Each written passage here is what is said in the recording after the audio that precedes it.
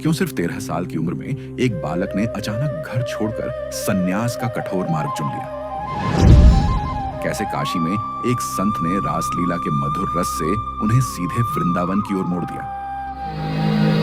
और सबसे बड़ा प्रश्न, जब उनकी दोनों किडनियां खराब हो गई, जब शरीर टूटने लगा और आश्रम वालों ने उन्हें बाहर तक निकाल दिया, तो उस अंतिम जैसी हालत में राधा रानी ने उन्हें दिव्य दर्शन कैसे दिए? चलिए देखते हैं पूज्य प्रेमानंद जी महाराज की दिव्य यात्रा। यदि यह भक्ति रस आपको अच्छा लग रहा है तो लाइक और सब्सक्राइब जरूर करें और कमेंट में बस इतना लिखें, राधे राधे।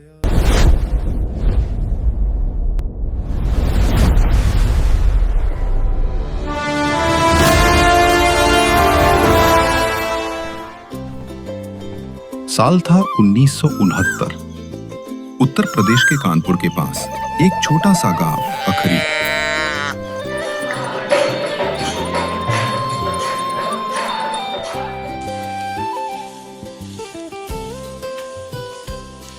अम्मा, आज इतना सारा खाना क्यों बनाया जा रहा है?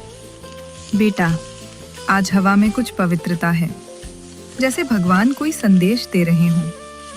ऐसे समय में संत जहाँ रुकते हैं वहाँ आशीर्वाद उतरता है। चल तैयारी कर, महाराज किसी भी पल आ सकते हैं।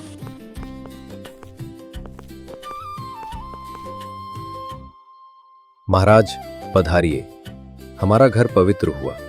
बहुत दिनों बाद आपके दर्शन हुए। राम राम हरिनारायण जी। आज का दिन बड़ा शुभ है। आपके आंगन में प्रेम की धारा बहने वाली है। महाराज, भोग की तैयारी चल रही है। अभी थोड़ी देर में प्रसाद प्रस्तुत करूंगी। बहन, आज के भोग में प्रेम झलकना चाहिए। भगवान प्रेम से ही प्रसन्न होते हैं। महाराज, ये तो हमारा सौभाग्य है कि आपके चरण हमारे आंगन में पड़े हैं। प्रेम ही तो इस घर की रसोई का पहला मसाला है।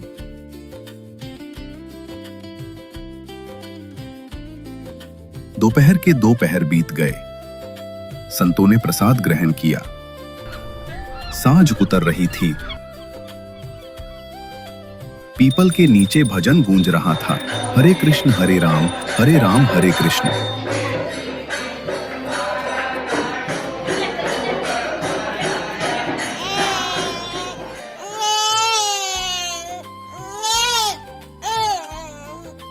और तभी भीतर एक नए जीवन की आहट सुनाई दी।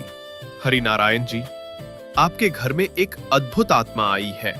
महाराज कृपा करें, आशीर्वाद दीजिए। ये बालक आपका प्रसाद है। ये कोई साधारण बालक नहीं, ये प्रेम का दूत बनकर आया है। जहां अंधकार होगा वहां ये दीपक बनकर जलेगा।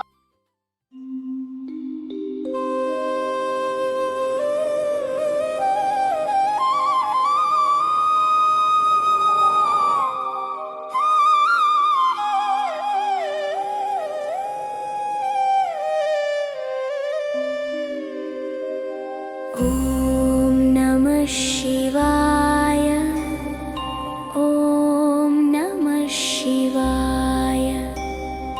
हर हर महादेव, हर हर महादेव। ॐ नमः शिवाय, ॐ नमः शिवाय। ॐ नमः शिवाय, ॐ नमः शिवाय। महादेव शंभो शंकर त्रिलोचन, गंगाधर कैलाशपति, नीलकंठ दयालु। हर हर भोले, हर हर महादेव। ॐ नमः शिवाय, ॐ नमः शिवाय।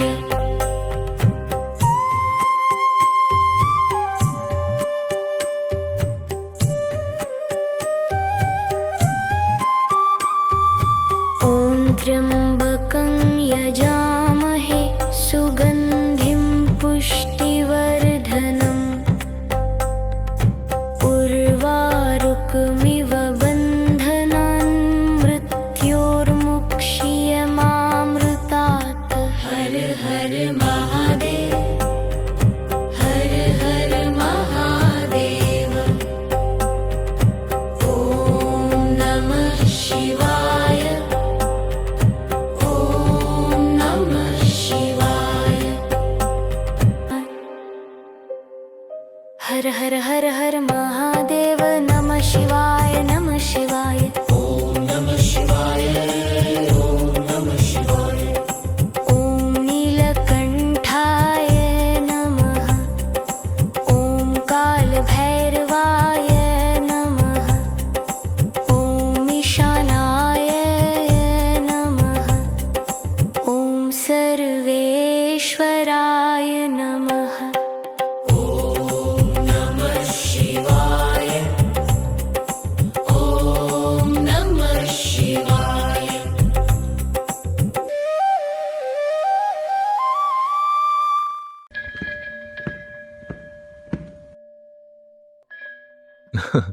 तू तो जैसे जन्म से ही मंदिर का वासी है बेटा। बाबा, यहाँ गाते वक्त लगता है जैसे भगवान सच में सुन रहे हों। वो सुन भी रहे हैं बेटा। भक्ति शब्दों में नहीं, भावना में होती है। वह बालक शायद खेलों में पीछे था, पर ईश्वर की पुकार में सबसे आगे। यहीं से शुरू हुई उसकी भक्ति की यात्रा।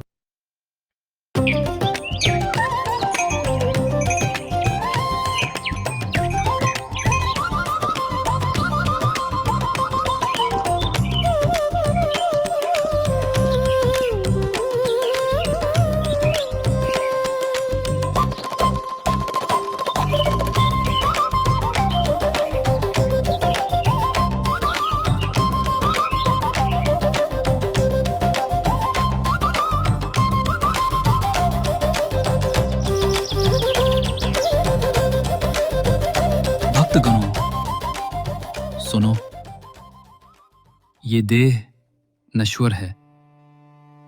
एक दिन सबको इसे यहीं छोड़कर जाना ही है। परंतु जो इस देह के भीतर विराजमान ईश्वर को नहीं पहचानता, वो जीवन भर और जन्मों जन्मों तक भटकता रहता है। जो उस परम तत्व को पा लेता है, वो मृत्यु में भी अमर हो जाता है, क्योंकि मृत्यु केवल शरीर की होती है। आत्मा तो अमर है, शाश्वत है, अजर है। इसलिए हे भक्तगणों, अपने भीतर झांको, अपने मन को निर्मल करो। जिस दिन तुम अपने अंतःकरण में भगवान को पहचान लोगे, उस दिन मृत्यु भी तुम्हें छू नहीं सकेगी। उस क्षण बालक के भीतर ईश्वर के प्रति पूर्ण समर्पण का प्रकाश फूट पड़ा। मन की सारी लहरें स्थिर हो गईं और उसके अंतःकरण में भक्ति का सागर उमड़ पड़ा। मानो आत्मा पहली बार अपने सच्चे स्वामी को पहचान गई हो।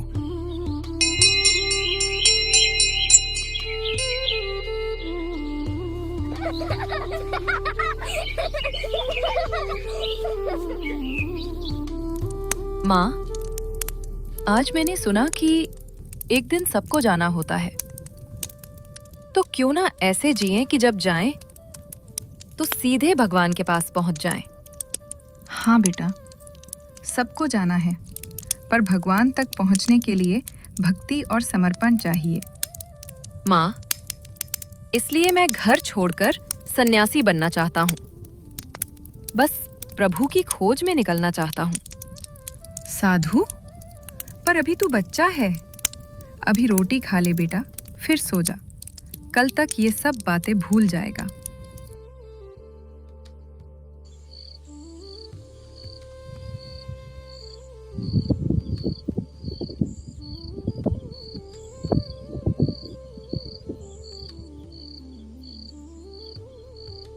पर आधी रात को अचानक अनिरुद्ध की आंख खुली। उसे वही साधु फिर से सपने में दिखाई दिए। अब उसका मन अस्थिर था। उसकी आंखों में आंसू तैर गए, पर उनमें एक नई दृढ़ता भी थी। जैसे किसी निर्णय ने जन्म ले लिया हो।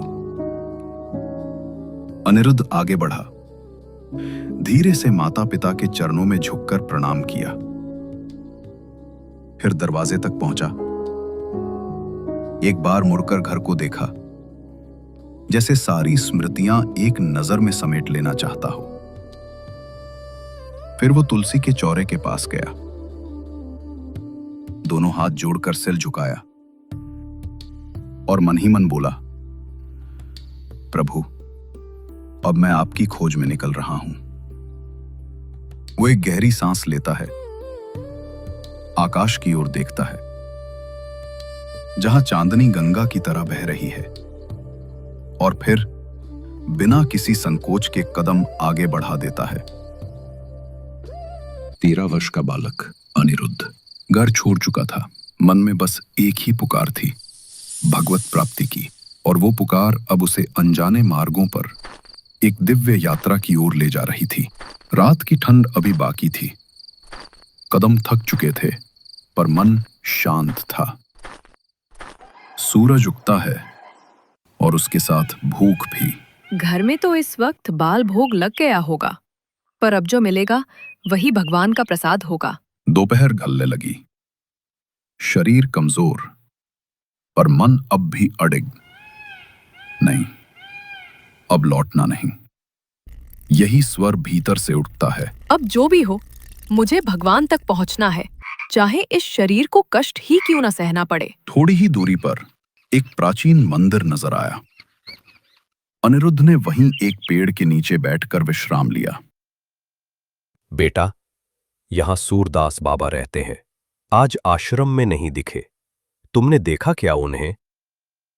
नहीं काका, मैं तो अभी आया हूँ। सोचा थोड़ा बैठ लूं, फिर आगे बढ़ूंगा। मैं उनके लिए दही लाया था। अब जब वो नहीं है तो तुम ही ले लो बेटा। घर वापस नहीं ले जा सकता। नहीं काका, रहने दीजिए। अरे पियो ना बेटा, भगवान का ही प्रसाद समझो। भूख शांत हुई।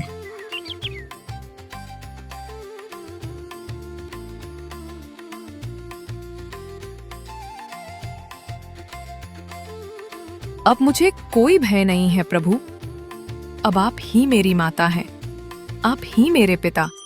बस मुझे अपनी शरण दे दीजिए। ये रोना केवल एक बालक का नहीं था, ये आत्मा की पुकार थी।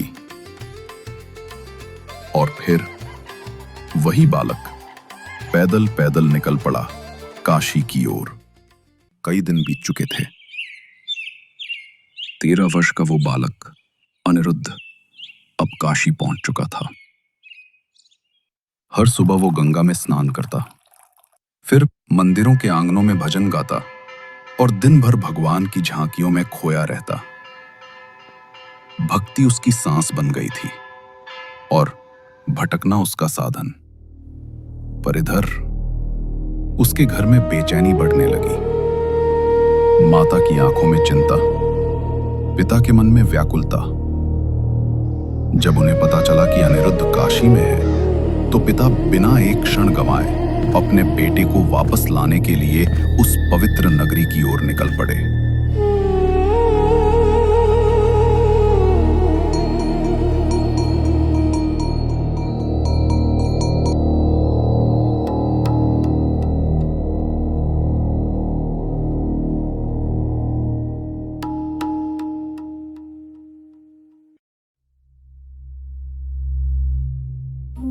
अनिरुद्ध, खड़ा हो। ये क्या कर रहा है तू? पिताजी, मैं भगवान का नाम जप रहा हूँ। बेटा, तेरी माँ तेरा नाम लेकर रोती रही है। चल, अब घर चल। अभी तू छोटा है, ये राह तेरे लिए अभी नहीं बनी। पिताजी, मैं घर नहीं लौट सकता। मुझे भागवत की प्राप्ति करनी है। भगवान तक पहुँचने का मार्ग यही है। तेरे दादाजी भी गृहस्थ रहकर भगवान को पाए थे। रास्ता भक्ति से जाता है, भागने से नहीं। पिताजी, मैं भाग नहीं रहा, मैं तो बस लौट रहा हूँ, वहीं जहाँ से हम सब आए हैं।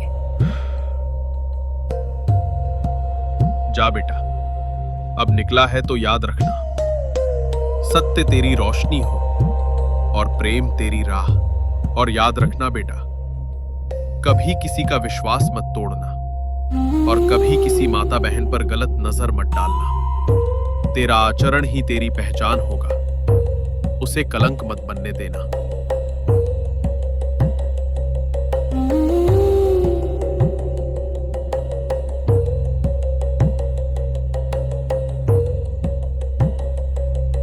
अब ये बालक इस मार्ग पर निकल ही पड़ा है, शायद अब इसे रोकना उचित नहीं। यही सोचकर वे अनिरुद्ध को लेकर काशी में अपने एक परिचित आश्रम पहुंचे।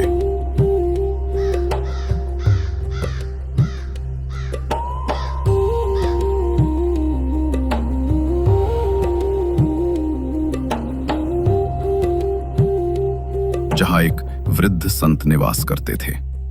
उन्होंने संत से कहा, बाबा जी, यही मेरा बेटा है। कहता है सन्यासी बनना चाहता है। कृपा करके इसे अपने पास कुछ दिन रख लीजिए। देखिए क्या ये राह इसका है भी या नहीं। रहने दो इसे मेरे पास। अगले 8 दिनों में पता चल जाएगा ये सच में साधु बनेगा या बस घर से भाग कर आया है। कुछ वर्ष आश्रम में बीत गए। उन्होंने साधना, सेवा और स्वाध्याय के माध्यम से अपने जीवन को पूर्ण रूप से ईश्वर को समर्पित कर दिया। धीरे धीरे उन्होंने एकांतवास का संकल्प लिया और गंगा तट पर रहकर जप और ध्यान में लीन हो गए। दिन रात बस एक ही स्वर गूंजता था, ओम नमः शिवाय, हर हर महादेव। हर दिन उसका जीवन एक ही साधना बन चुका था। भोर में गंगा जल से स्नान, दिन भर तट पर भक्ति और भजन, और जो कुछ भिक्षा में मिल जाए वही प्रसाद समझकर ग्रहण करना। उनका नियम अत्यंत सरल पर गहरा था। दिन में केवल एक बार भिक्षुकों की पंक्ति में बैठना, यदि कुछ प्राप्त हो जाए तो वही प्रसाद स्वीकार करना, और यदि न मिले तो केवल गंगाजल पीकर अपनी साधना में लीन हो जाना। ऐसा ही एक समय आया जब लगातार 3-4 दिनों तक उन्हें कुछ प्राप्त नहीं हुआ, पर उन्होंने किसी से कुछ मांगा नहीं, बस गंगाजल पीकर अपनी साधना में स्थित रहे। वही गंगा तट पर संकट मोचन मंदिर के समीप एक विशाल पीपल के वृक्ष के नीचे उनका तप, उनका जप और उनकी भक्ति गंगा की धाराओं के साथ गूंजती रही। बाबा जी, प्रसाद लीजिए, ये संकट मोचन जी का है। हमें क्यों दे रहे हो महाराज? और भी बहुत लोग हैं, उन्हें दे दो। महादेव ने स्वयं आपके लिए ये प्रसाद प्रेरित किया है। ये केवल भोजन नहीं, उनका आशीर्वाद है। यदि ये स्वयं महादेव की इच्छा है तो मैं कैसे मना करूं? महाराज, क्या आप हमारे कुटिया पर चलेंगे? गंगा किनारे ही है। मैं आपकी सेवा करना चाहता हूँ। हम किसी गृहस्थ के यहाँ नहीं जाते। हम भी तो गृहस्थ नहीं हैं, बस एक और सन्यासी हैं, प्रभु के नाम पर। और वहीं से शुरू हुई 2 साधुओं की दिव्य संगति। प्रेमानंद जी अब उसी कुटिया के पास अपनी साधना करने लगे और बाबा जी प्रतिदिन उनके लिए प्रसाद लाकर सेवा करते रहे। गंगा किनारे समय जैसे ठहर गया था। केवल शांति, भक्ति और भगवान का नाम रह गया था। एक दिन प्रेमानंद जी गंगा तट पर बैठे पूर्णतः शिव के नाम में विलीन होकर तपस्या कर रहे थे। उन्हें बाहरी संसार की कोई सुध नहीं थी, बस हर हर महादेव की अनाहत ध्वनि भीतर गूंज रही थी। बाबा जी, यहाँ पास के विश्वविद्यालय में रास लीला चल रही है। आइए ना, चलकर देखिए। बहुत ही सुंदर दृश्य है। हमें कुछ नहीं देखना, हम यहाँ भक्ति के लिए बैठे हैं। बाबा जी, बस पास में ही तो हैं। एक बार चलिए ना, बड़ा आनंद मिलेगा। तुम हमें विचलित कर रहे हो। जाओ, अपना काम करो। एक बार चलिए ना महाराज, बस एक बार। इतना आग्रह कर रहा है, अवश्य इसमें भी भगवान की कोई लीला होगी। शायद यही कोई संकेत हो। दोनों साथ में उस स्थान पर पहुंचे जहां रास लीला चल रही थी। वहां जो दृश्य उन्होंने देखा वो केवल नाटक नहीं था, स्वयं भगवान श्री कृष्ण की लीलाओं का साक्षात दर्शन था। दिन में श्री चैतन्य लीला और रात में रास लीला। प्रेमानंद जी का मन तो वहीं रम गया, उसी दिव्य रस में लीन हो गया। कुछ ही दिनों में उन्हें लगा अब इस रास के बिना जीवन अधूरा है। स्वामी जी, मुझे अपने पास रख लीजिए। मैं कोई भी सेवा कर लूंगा, बस ये लीला रोज देखनी है। सेवा क्यों करना चाहते हो बाबा? क्योंकि ये रास लीला मेरे प्राण बन गई है। इसके बिना अब जीवित नहीं रह सकता। बाबा, एक बार वृंदावन चले जाओ। बिहारी जी तुम्हें छोड़ेंगे नहीं। वही तुम्हारा असली घर है। स्वामी जी के वचनों ने मानो उनके हृदय में दिशा की ज्योति जला दी। काशी से वे चित्रकूट पहुंचे, वहां 4 दिन रुके, फिर आगे मथुरा की ओर बढ़ गए। मथुरा में एक गृहस्थ ने उन्हें अपने घर में रुकने का निवेदन किया। अगली ही सुबह जब उन्होंने पहली बार ठाकुर जी के दर्शन किए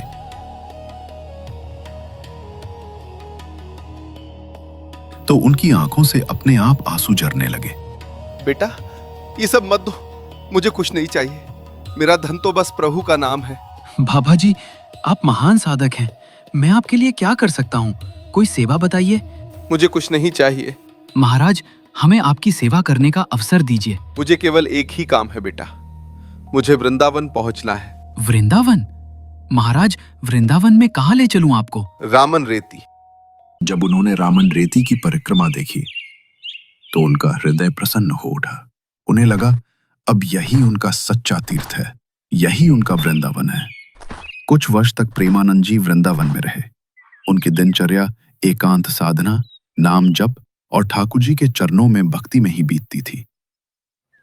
लेकिन धीरे धीरे वृंदावन की भीड़ और वो एकांत जिसे वे साधना का आधार मानते थे अब दुर्लभ हो गया।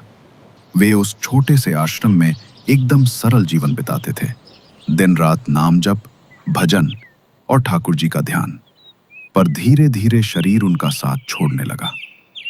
पेट में असहनीय पीड़ा उठती, कभी सांसें भारी हो जाती, लेकिन उनके होठों से शिकायत का एक शब्द भी नहीं निकला। सब कुछ प्रभु की इच्छा मानकर सहन करते रहे। अस्पताल में जांच हुई और पता चला उनकी दोनों किडनियां पूरी तरह खराब हो चुकी हैं। डॉक्टर ने निराश स्वर में कहा, अब तो ये शरीर भगवान के भरोसे है। डॉक्टर साहब, यही तो मैं भी कहता हूँ, ये शरीर मेरा नहीं, ये तो पहले दिन से ही भगवान के भरोसे है। शरीर अब साथ नहीं दे रहा था, पर भक्ति अब भी अखंड थी। वो छोटा सा आश्रम वही उनकी तपस्थली और निवास था। किंतु एक दिन जीवन ने एक और परीक्षा ली। बाबा जी, ये आश्रम 15 दिन में खाली करना होगा। कोई और जगह देख लीजिए। बेटा, मेरी तबीयत बहुत खराब है। इस हालत में मैं कहाँ जाऊंगा? वो आपकी समस्या है। हमारा काम तो आदेश मानना है। हमने क्या आपका ठेका लिया है क्या? सही कहा बेटा, तुम्हें मेरा ठेका लेने की जरूरत ही नहीं, क्योंकि मेरी जिम्मेदारी तो स्वयं प्रभु ने स्वीकार कर ली। 15 दिन क्यों, मैं अभी 15 मिनट में ही चला जाता हूँ। और वो सब कुछ छोड़कर निकल पड़े। कंधे पर झोला, हाथ में कमंडल, होठों पर नाम।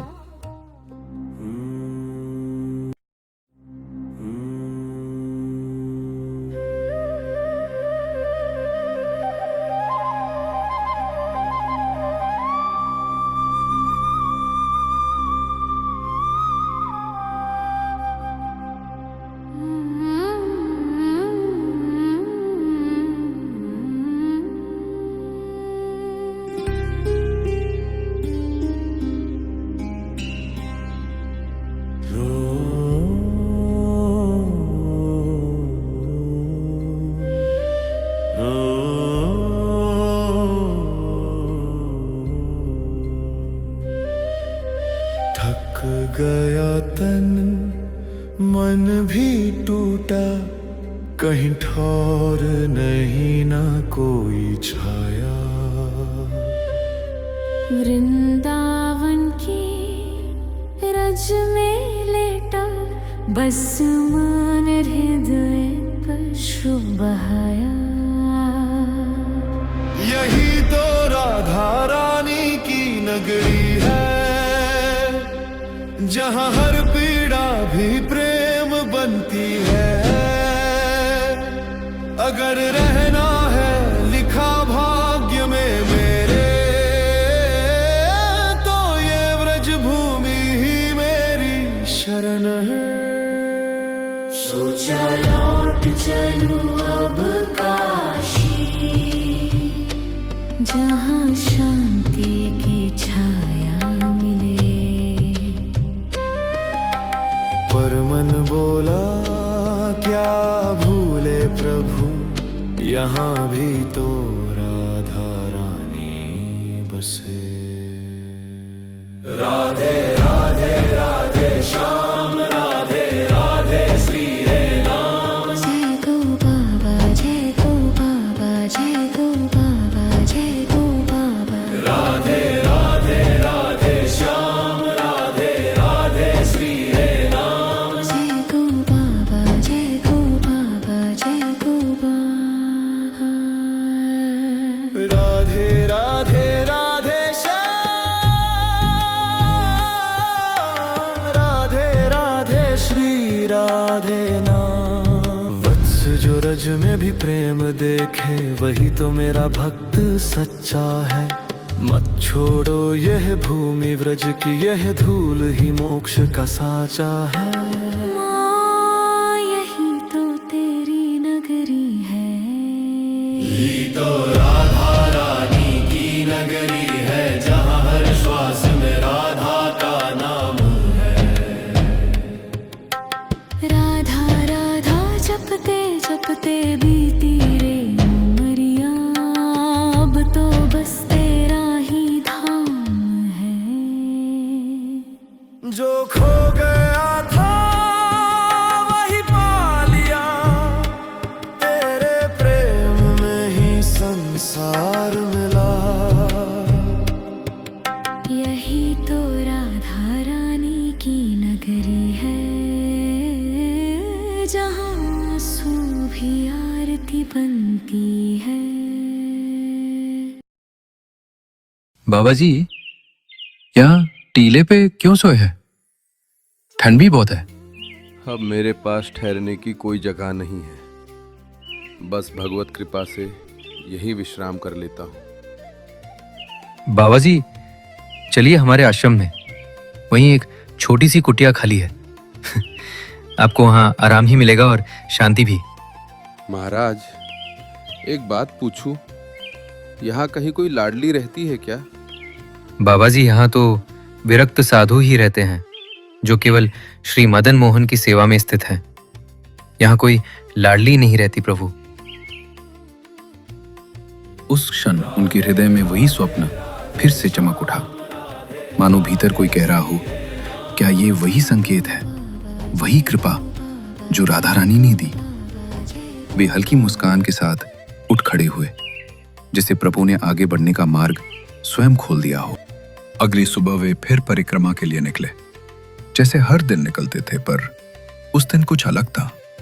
जब वे एक मंदिर के पास से गुजरे, उन्हें वही धुन सुनाई दी, वही गीत जो स्वप्न में राधा रानी के साथ गूंज रहा था। बेटी, बहुत मधुर गा रही थी तुम। बेटा, क्या तुम मुझे बता सकते हो कि ये धुन तुमने कहाँ से सीखी? बाबा जी, ये सिर्फ गीत नहीं है। इसे समझने के लिए आपको राधा वल्लभ मंदिर जाना पड़ेगा। कई वर्षों की तपस्या और विरक्ति के पश्चात आज वो पवित्र क्षण आया था, जब श्री प्रेमानंद जी उस द्वार पर पहुंचे जहां से भक्ति एक नए रूप में प्रेम के मार्ग पर प्रवाहित होने वाली थी। जैसे ही दृष्टि श्री राधा वल्लभ जी पर पड़ी, आंखों से अश्रु अपने आप बह निकले। वो केवल दर्शन नहीं था, वो मिलन था, आत्मा और परमात्मा का, भक्त और आराध्य का। राधा वल्लभ मंदिर की उस संध्या में पूज्य श्री हित मोहित मराल जी ने प्रेमानंद जी को शरणागत मंत्र दिया, और उसी क्षण उनके भीतर राधा नाम की मधुर ज्वाला प्रज्वलित हो गई। मन शांत, हृदय ओतप्रोत, जैसे आत्मा ने अपना घर पहचान लिया हो। दीक्षा के बाद प्रेमानंद जी ने पूज्य गौरांगी शरण जी महाराज के चरणों का स्पर्श किया, और वहीं भजन की मंद लय के बीच उन्हें राधा वल्लभी परंपरा की पूर्ण दीक्षा प्राप्त हुई। आज वही पूज्य श्री प्रेमानंद जी महाराज वृंदावन धाम में राधा नाम के साकार प्रतीक बन चुके हैं। उनकी वाणी, उनका स्नेह, उनका मार्गदर्शन असंख्य हृदयों में भक्ति और प्रेम की अग्नि प्रज्वलित कर रहा है। उनके चरणों में आने वाला हर साधक एक ही अनुभव लेकर लौटता है कि भगवान तक पहुंचने का सबसे सरल और मधुर मार्ग प्रेम ही है, और उस प्रेम का नाम है राधा।